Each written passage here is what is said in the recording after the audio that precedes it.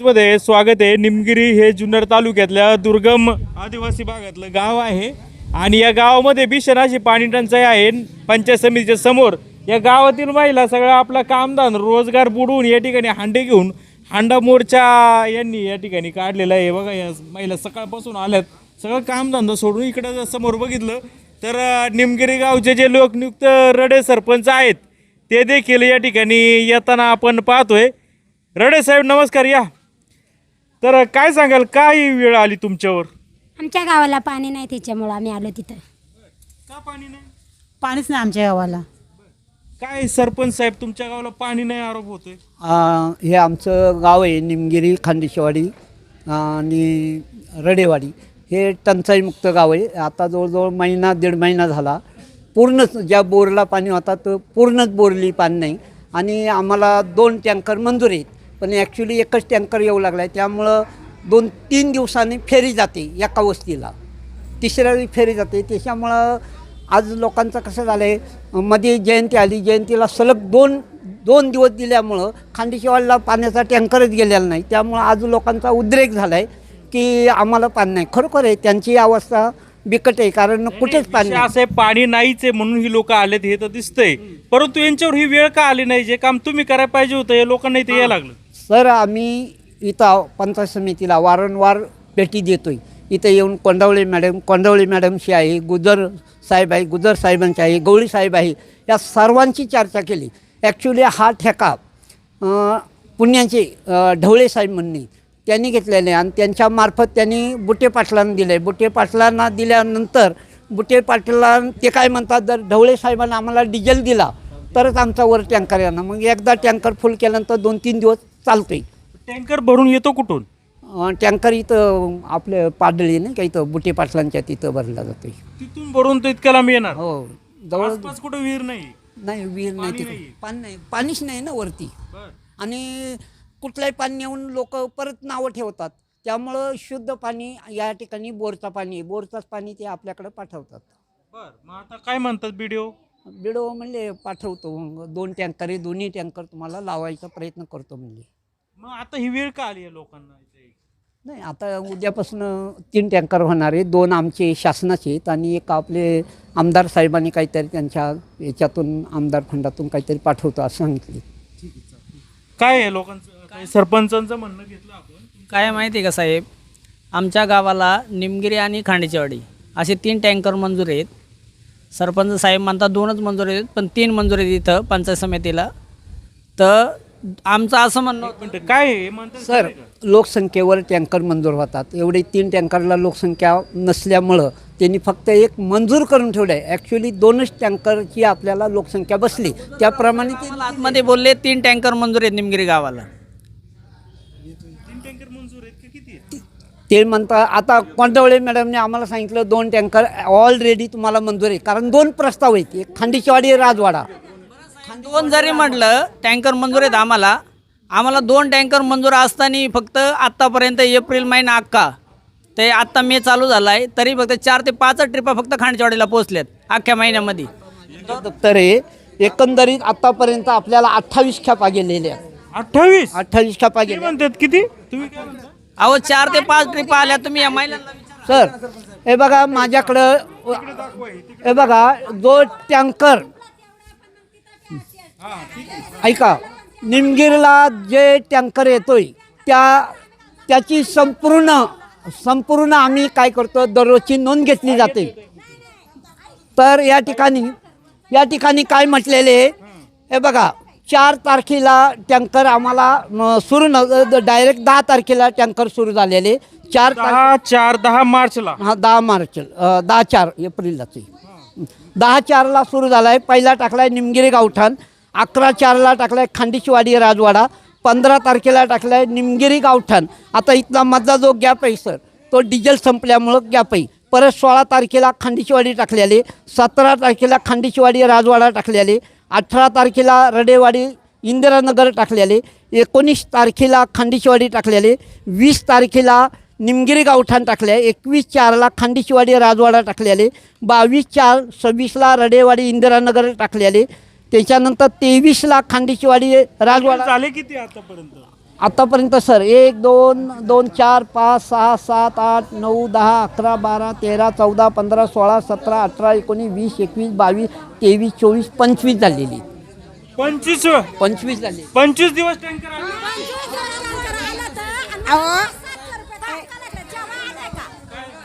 नाही 25 टँकर का ना तुम्ही म्हणतात आलं हा मग पाणी एवढं आलं ना आम्ही इकडे आलोय काय मग हा सर शांत ऐकून घ्या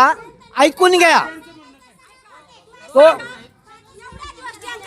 आणि आज 700 रुपये म्हणून काय जेवण आहे का आमच्या इकडे याला पदर खर्ची ना हा निमगी हां मिळून एवढं टँकर आले त्याला आता आले आमच्या घरात पाणी आहे का असे तळतळ आम्हाला एवढं माहिती आहे का 8 दिवसातून एकदा टँकर आला 3-4 वेळा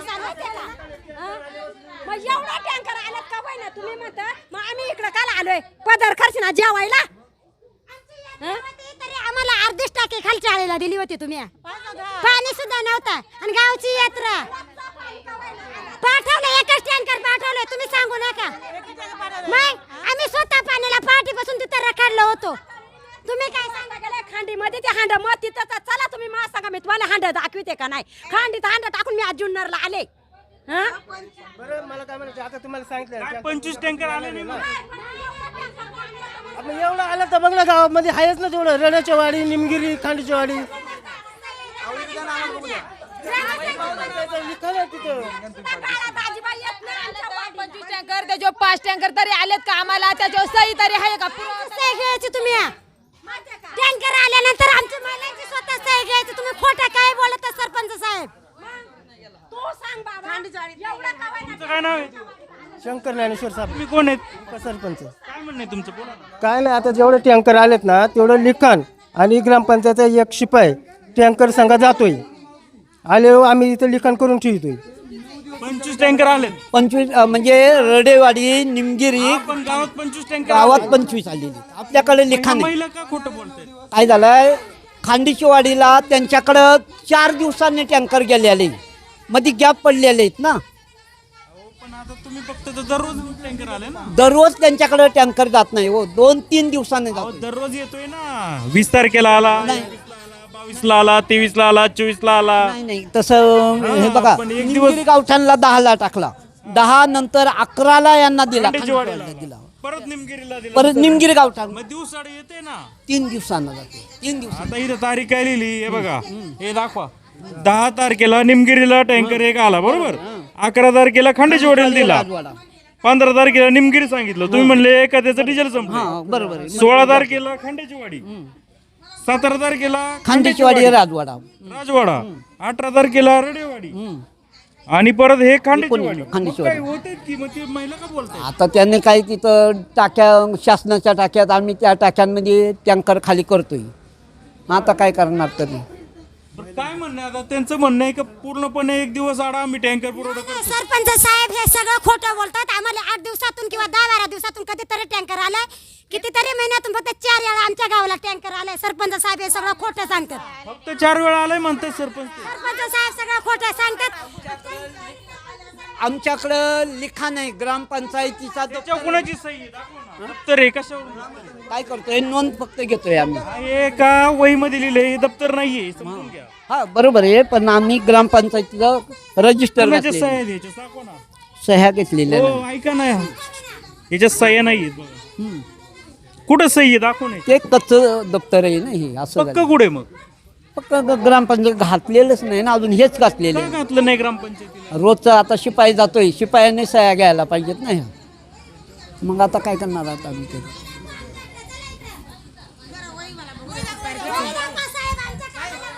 सांगतो तुम्ही खोटं काही सांगू नका आमचा आत्मा तेवढा तळमळ ते बघा या ठिकाणी तुम्ही गावची काहीतरी बरबादी करू नका ज्या त्या प्रमाणे टँकर आले आहेत तशी आमच्याकडे नोंद आहे टँकर आलेलाच नाही आता आमचा आत्मा 4 टँकर आले चारच बारे टँकर आले 4 टँकर आले 4 3 वाजल्यापासून बोरीवर जाऊन बसत सरपंच साहेब तुम्ही गावचा सरपंच असून तुम्हाला महिलांचं तळमळ काय कळले नाही अजूनपर्यंत माणसाला नाही लागत तळतळायला निम्या रात्रीला मग सरपंचांना काय आम्हाला मत द्या 8 वाजता ते पाण्याला निम्या निम्या खांडी का जायचे सोपं नाही.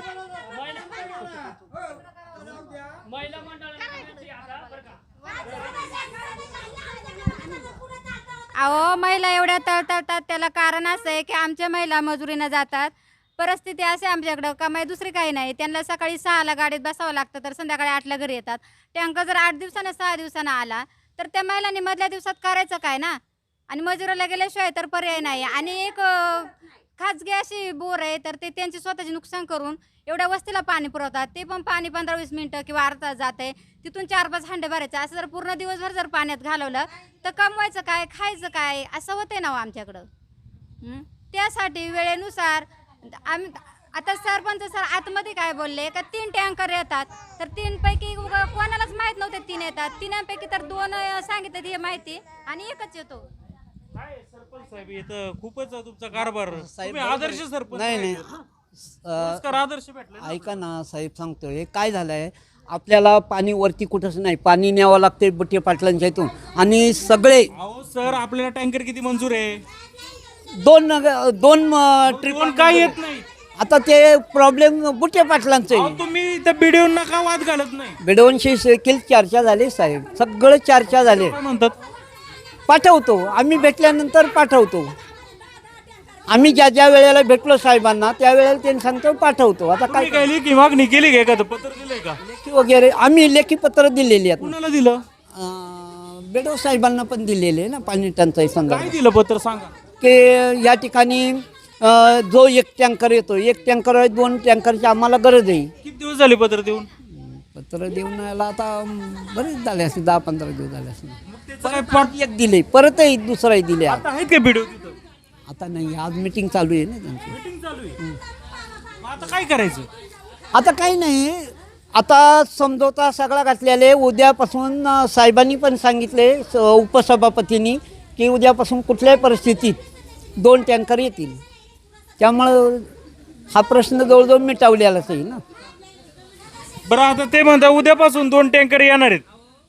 काय झालं माहिती आहे का, आतापर्यंत आम्ही 100 वेळा या बायांनी निवेदन दिलं कोणीही त्याच्यावरती उपाययोजना करण्याचं काम केलेलं नाही. आता ज्यावेळेस डायरेक्ट आम्ही हा अंडा मोर्चा घेऊन जेव्हा सभापती मॅडमकडे आलो तेव्हा सभापती मॅडमनी आपल्या म्हणजे कमलताई शेळकंदे यांनी आम्हाला आश्वासन दिलं की उद्यापासून 1 टँकर आमच्या गावाला 2 मंजूर आहेत. एक निमगिरला गावठाण्यात 1 खाली होईल आणि 1 खांडेचवाडीला खाली होईल आणि दुसरा 1 टँकर आम्हाला ते शरदादातर्फे सेपरेट खांडेचवाडीला टँकर दररोज देणार आहेत.